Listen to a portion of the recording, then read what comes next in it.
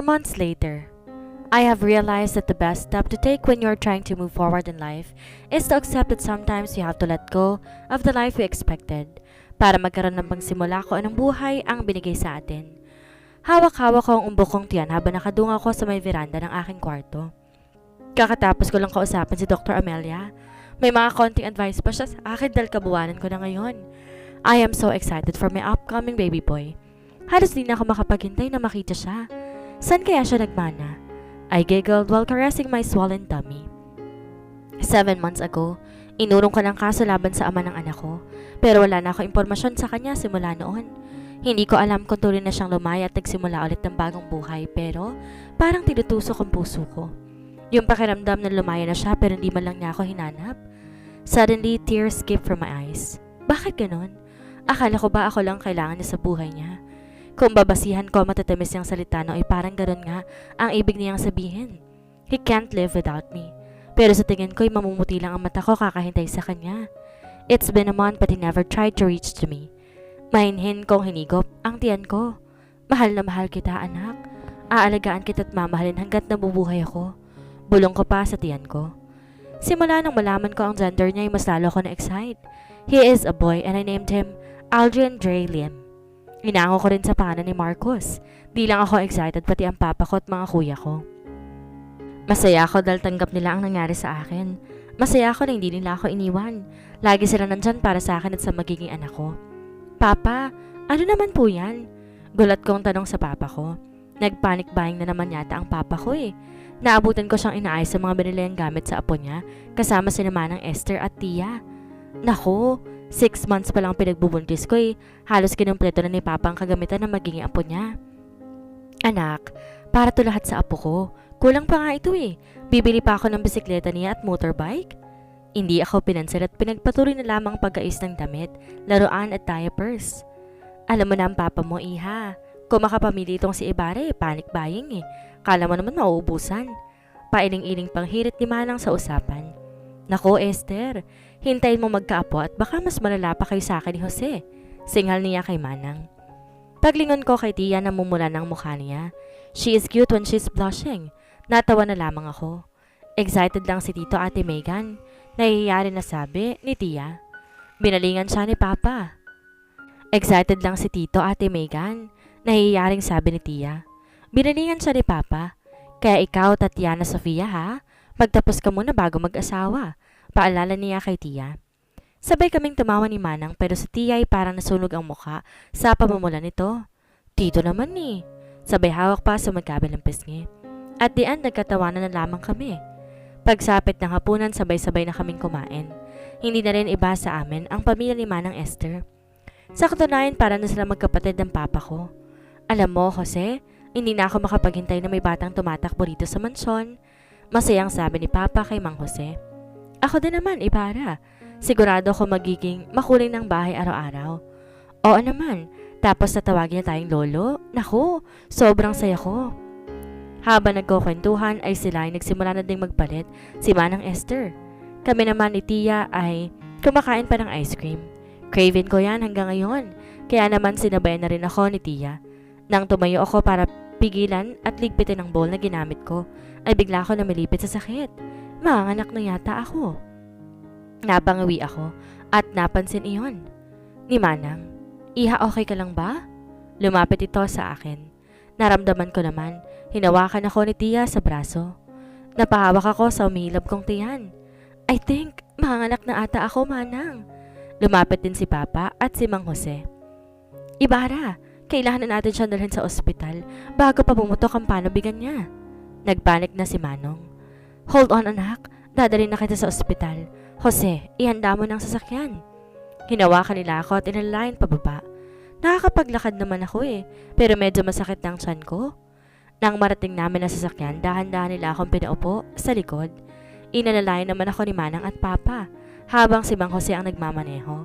Bago niya pinandar ang sasakyan, ay nagbilin siya kay Tia na ayusin ang mga gamit na kailangan at ihatid sa ospital. Habang nasa biyahe din kami, tinawagan ng Papa ko, ang mga kuya ko, pati na rin si Josh at Amelia. Pagkaparada pa lang ng sasakyan sa labas ng ospital, nahagilap ng mga mata ko si Amelia. May mga kasamang nurse at isa pang doktor. Mabilis pa sa 4:00 ang kilos at prepared ng lahat. Normal delivery, yon ang sabi ng doktor ko sa akin. Kaya habang pawisan ako para lang makaraos sa panganak ay hindi ko maiwasan na hindi isipin si Marcos. I murmured his name multiple times, hoping na sana nasa tabi ko siya ngayon at hawak-hawak ang mga kamay ko habang umiiri ako. Marcos POV. Run, Megan! Run! Pasigaw ko pang sabi kay Megan habang hawak-hawak ko pa ang may tama akong braso. Kasalukuyan kami nasa Granada, Spain, sa aking palasyo na isang gabing papasukin kami nang hindi kami kilalang armado. I doubt na baka mga tauhan lang to ng mga kaaway ko sa negosyo. Lumingon siya sa akin habang ang mga matay sabay-sabay naglalaglagan ang mga luha. I can't leave you. Marcos, may tama ka sa balikat. Umiling siya habang umiiyak. I could see the pain through her teary eyes. You have to go. Leave. Now. Pasigaw kong sabi. Please, leave. Ulit ko sabay kalabit ng gatilo ng baril at pinutok ko iyon sa bandang kanan kung saan ang mga armadong sumusunod sa amin. Madalian siyang lumapit sa akin at niyakap ako na mahigpit. Gusto ko man siyang manatili sa tabi ko pero hindi sa ganitong pagkakataon. We've been ambushed. I need to let her go to save her. Mangako ka sa akin na hindi ka masasaktan. Walang tigil ang paghigpi niya. It's breaking my heart. I nodded and smiled. I promise, so please go. She smiled and kissed me. Agad siyang tumakbo palabas kung saan may daanan sa likod. Pinapanood ko siya habang patakbong lumalabas. Napalipat lang ako sa peso na may tumama na bala sa gilid ng pinagtataguan ko. Fuck, I need to survive to save my love.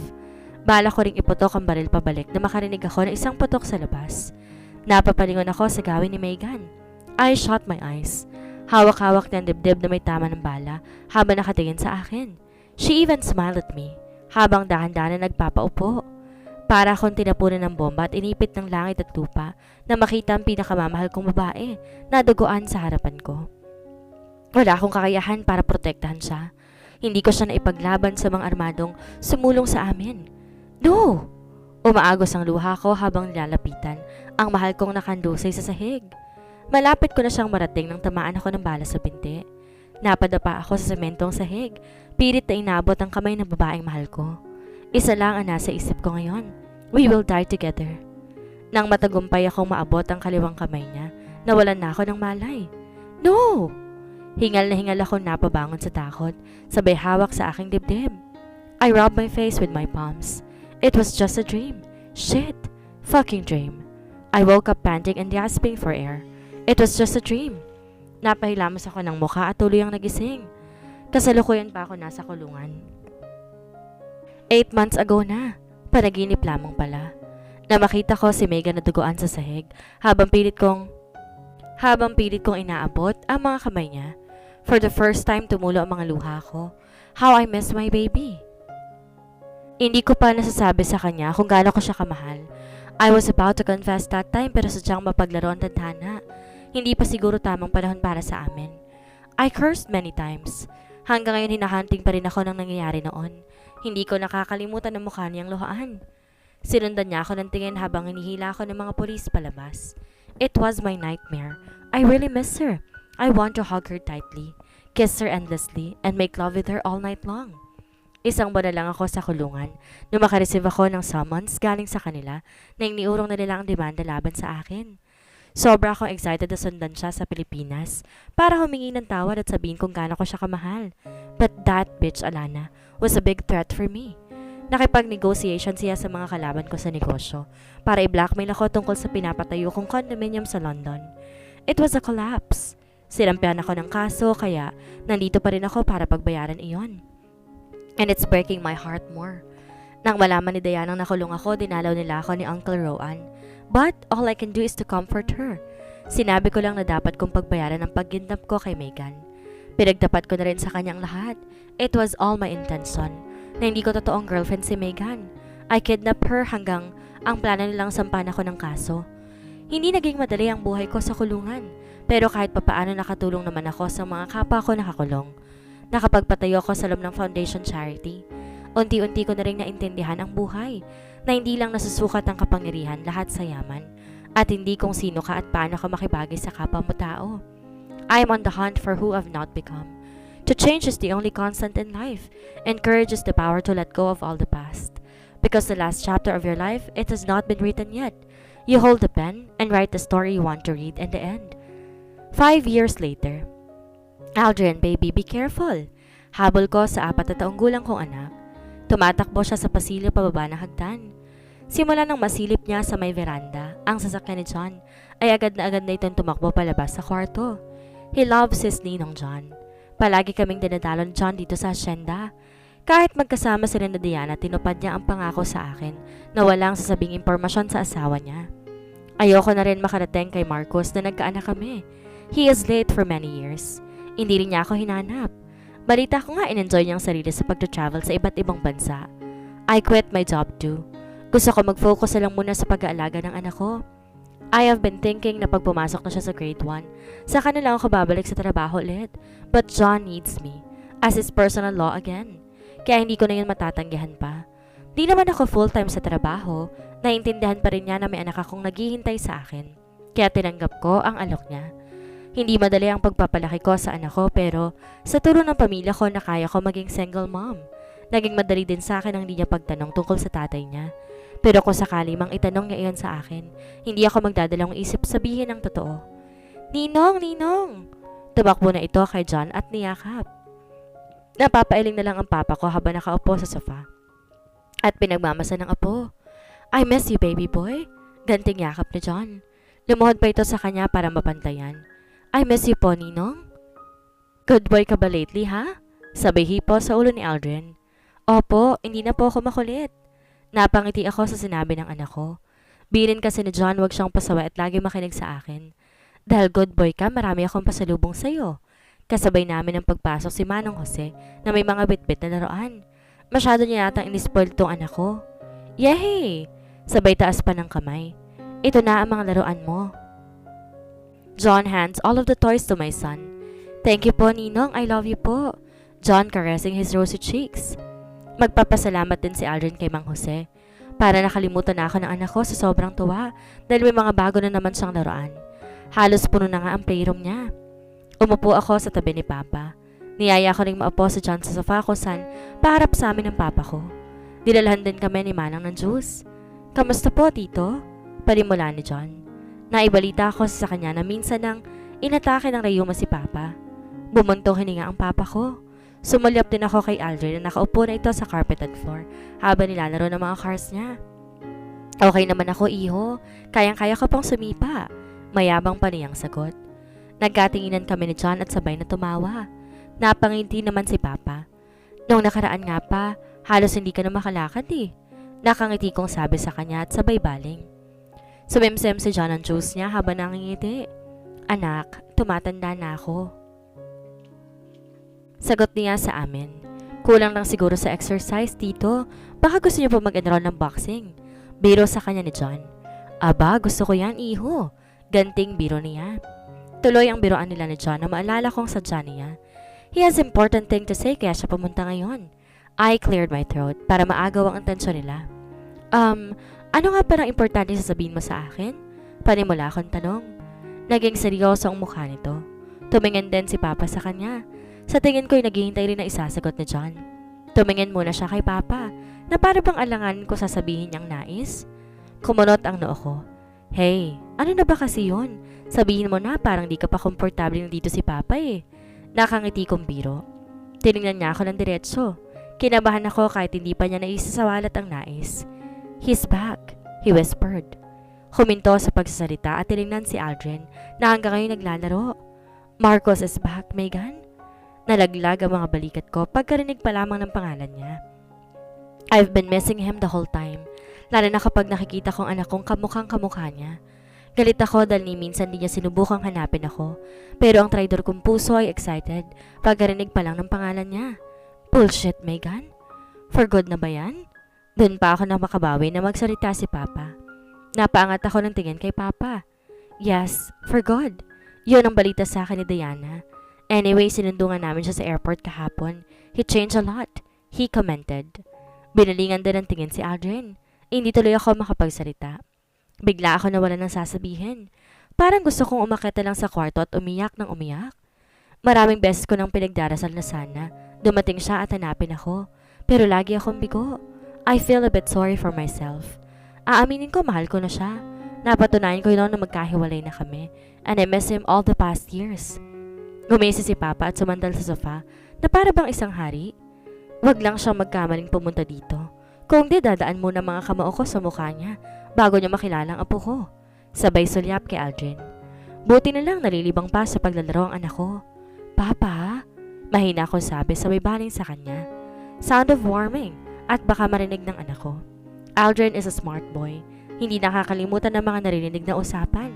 Kaya kapag ganito mga private conversation, hindi ko hinahayaan na may marinig siya. Oy, bakit? 5 taon ang lumipas, anak. 4 na taon ang anak ninyo pero hindi ka pa rin niya sinubukang hanapin? My dad even gives up on hoping na darating si Marcos. Alam na rin niyang mahal ko si Marcos. Hindi ako nakapagsalita. Dad is right. 5 fucking years. Pero wala man lang siyang ginawa. The decision is yours, Megan. Ang mahalagay na ibalita ko na sa'yo. Salamat, John. Dad glared at me na para bang hindi sang-ayon. Dito rin na nagtanghalian si John bago umuwi. Hinabol pa siya ni Adrian na bumalik ulit. He nodded and promised to my son. Napag-usapan na rin namin ang pagbabalik ko sa trabaho. Baby, maging big boy ka na, ha? 5 araw lang na mawawala si mommy. I need to work sa Manila, tapos uuwi din ako kaagad. Paliwanag ko pa sa anak ko. 1 linggo na nakakalipas simula nang manggaling dito si John. Why can't you bring me po, mommy? Malungkot at tanong sa akin ng anak ko.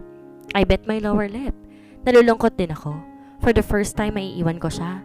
Next time po, isasama ka na ni mommy. At walang kasama ang lolo mo po dito. Sabay tingin ko kay Papa. E di isama mo po kami ni Lolo. Maktol niya. Ngumuso siya sa akin. Tumawa si Papa. Apo, hindi tayo po pwedeng sumama doon.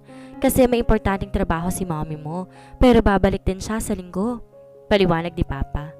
Napakamot na lang ng ulo ang anak ko. Pinagsalubong pa ang kilay niya which just remind me of his father. Sige po, mommy. Pero tawagan mo po ako palagi. Ngumiti na ito at napanatag naman ang loob ko. Promise po, baby. I love you so much. I hug him tightly and kiss his rosy cheeks multiple times. He hugged me back and kissed me on my cheeks up to my forehead.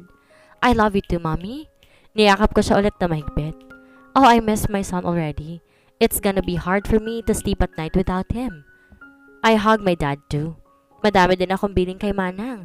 Buti na lang at walang pasok si Tia kaya masyadong hindi malulungkot si Aldrin. Simula na mga anak ako, nagdagdag din kami ng isa pang kasambahay, si Gina, kamag-anak din ni Manang Jose. Ang Kuya Marco ko naman buwan-buwan dumadalaw sa amin kasamang pamilya. Pero dahil malayo si Kuya Franco ay minsan nang itong makadalaw sa amin. Pero sulit din ko magstay. Excited din palagi ang pamangkin ko na makita si Aldrin. I waved my hands to my son habang papalayo ang sasakyan ko sa mansyon. Ang 2 araw kong lumipas dito sa Maynila ay naging busy ang buong schedule ko. May importanteng kliyente rin ako ngayon. Tungkol sa lupa, idagdag mo pa ang pag-a-attend ko ng mga trials. Dito na ako. Pinatuloy ni John sa Beredo Hotel, a luxury one in the 4th floor. Yayayain sana niya ako sa bahay nila ni Diana pero agad akong tumanggi. Knowing that Marcos is back, baka kapag nakita ko ni Diana hindi makapagpigil, tawagan ng kapatid. Kakatapos ko lang din tumawag sa asyenda. Maiyak-iyak pa ako nang makita kong anak ko. His sweet spoken voice made me cry. Nahirapan din ako makatulog nung unang gabi ko dito. How I wish just to hug my son and play with him all day. Wait, when I come home, papapakin ko siya ng halik at pagsasawain ng sarili sa pag-amoy ng sweet smell niya. I giggled the thoughts. Lumabas pa ako sa veranda. Humawak ako sa railings at pinikit ang mga mata kasabay ng paglanghap ng mumunting hangin na dumadampi sa aking pisngi. Kakalabas ko lang sa presidential office to JC Beredo. We've had a business talk. Nakasuot lang ako ng full black suit na pinaresan ko ng black and red heels. Simple, as usual na gamit kong damit noon. Ang black handbag ko, bit-bit ng kaliwang kamay ko. Nasa pasilyo na kapalabas ng Frago Corporation. It is James' wife's company. Naalala kong bigla ang pag-invite sa akin ni Araya sa bahay nila dahil ninang rin ako ng 3-year-old niyang anak na babae. I will never forget that. Bago ko uuwi sa linggo ay dadalawin ko sila.